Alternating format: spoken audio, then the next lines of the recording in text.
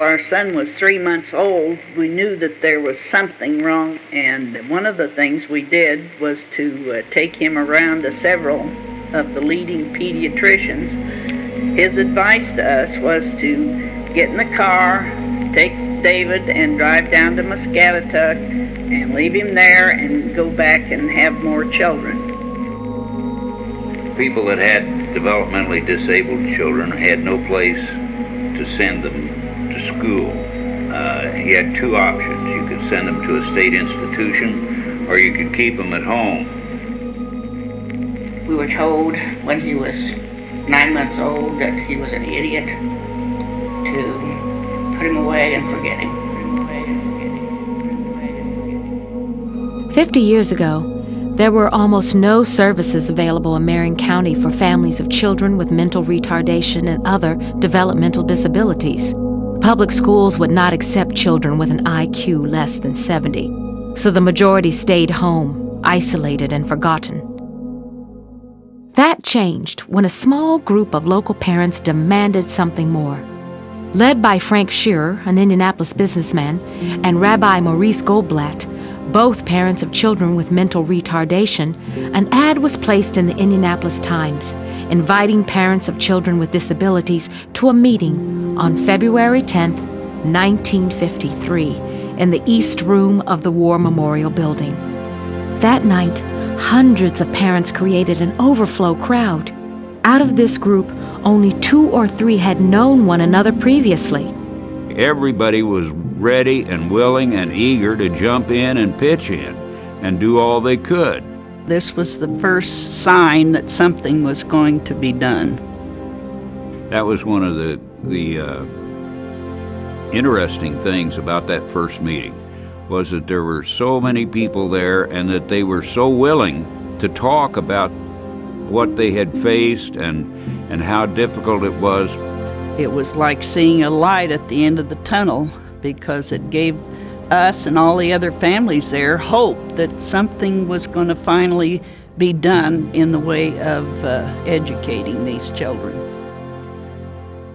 From that meeting came the unanimous decision to found what became known as Noble School, named in part for its proximity to Noble Street, but more because it was considered such a noble effort. It was a wonderful feeling to actually take him to a school, per se, and see him sit at a desk and be with other children. Those early years were filled with challenges of any pioneering effort. Finding qualified staff, figuring out transportation and infrastructure needs, raising money to pay for it all. But parents who had previously felt so alone found solace in meeting with other parents, sharing experiences, and learning from each other. And while Noble School was finally providing children with academic instruction, it soon became apparent that the needs of older children and adults with developmental disabilities went beyond what could be done in the classroom. To address this, a sheltered workshop and training in basic daily living skills were offered to give adult participants a sense of dignity and the chance to demonstrate how they could contribute to society. What started as a small but vocal movement eventually grew into a force demanding societal change. In 1973, Congress passed a law requiring public schools to provide an education for all school-age children with disabilities. So Noble was able to concentrate its efforts on meeting the needs of younger children and adults. Following unprecedented growth in its preschool services, Noble began changing the face of early childhood education by teaching and supporting young children with disabilities in their homes, as well as in our community preschools and Mother's Day Out programs. Families began envisioning a future for their children beyond what they ever thought possible. And today, this model that Noble pioneered is the state standard for Indiana's First Steps Early Intervention System for infants and toddlers. By starting early, you build that framework and that foundation. And so on the way home from the hospital, we called First Steps. And Within 6 weeks, Sarah was receiving services. One thing we've learned about children is they learn so much between those critical years of 2 to 5 years old. And if we can begin the therapeutic processes that are required for specific disabilities in those first couple of years, I think what research has found, and certainly what parents have experienced anecdotally anyway, is that the development just seems to get better and better and better. It compounds itself over time. Just as services evolved from segregated education to community involvement for children, our programs serving adults with developmental disabilities have followed the same path.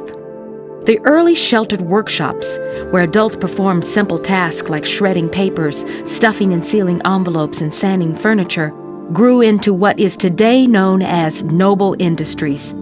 Here, individuals fulfilled dozens of work contracts, from assembling 500 festival mini marathon packets to processing printer ink cartridges for recycling. The trend toward inclusion in the classroom also fueled the evolution of vocational training and sheltered work into supported employment.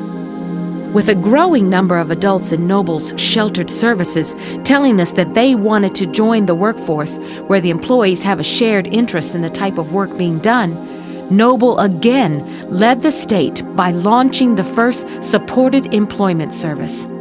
Under this model of work, Noble staff helps determine the individual's interests and skills and then looks for a business setting that matches.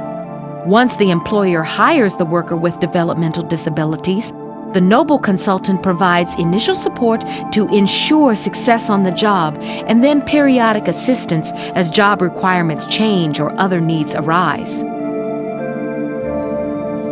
Far from being simply a noble gesture, supported employment makes good business sense. With Noble's help, adults with developmental disabilities have joined the community workforce as loyal, dependable workers earning paychecks that help them become tax-paying citizens instead of relying totally on the support of others. One of my all-time dreams was to have a job. My dreams have been fulfilled for Katie. I had no idea that it would be so readily available. I go around to the patients' rooms and I deliver hot washcloths and ice water to all the patients. And some of the nurses have said, we are really glad that you are here. One morning she woke up and she said, I can hardly wait to get to work. And I said, okay, why? Tell me why. And she said, because this is what I was born to do. So anytime you hear that from a child saying, I'm happy, this is what I was born to do, what more could you ask than that? I think my favorite part is when the patients just smile. Noble's commitment to providing the best possible services has driven its progress since our founding. And recently, we recognize that it is once again time for change. In 2001, Noble launched Noble Communitas, a groundbreaking demonstration project that is moving individuals from a life of segregation and limited choice to one directed by their own hopes and dreams. With the support of the family, friends, and others important in the person's life, individuals explore who they are, what they like to do, and what they want to accomplish in life. He always wanted a job that would pay him some money, you know. And he loved that. He got his first paycheck was $118. The beauty of what Noble of Indiana was able to give to us was not saying no. It has really helped Randy. And I think it has helped me a lot too, because I really have learned a lot. I learned that Rand can be more independent than I thought he could be. He can speak for himself if you just listen. And he has a lot of friends. And they came to us and said, what is it that you would like and what is it that Molly would like to do? And as we began to explore the possibilities with very simply, Molly would like to do what her sisters are going to do, and what her classmates are going to do, and that is simply to attend college. She really is making a difference in her own life, being involved with Communitas, being involved with Molly's well-being now gives us hope.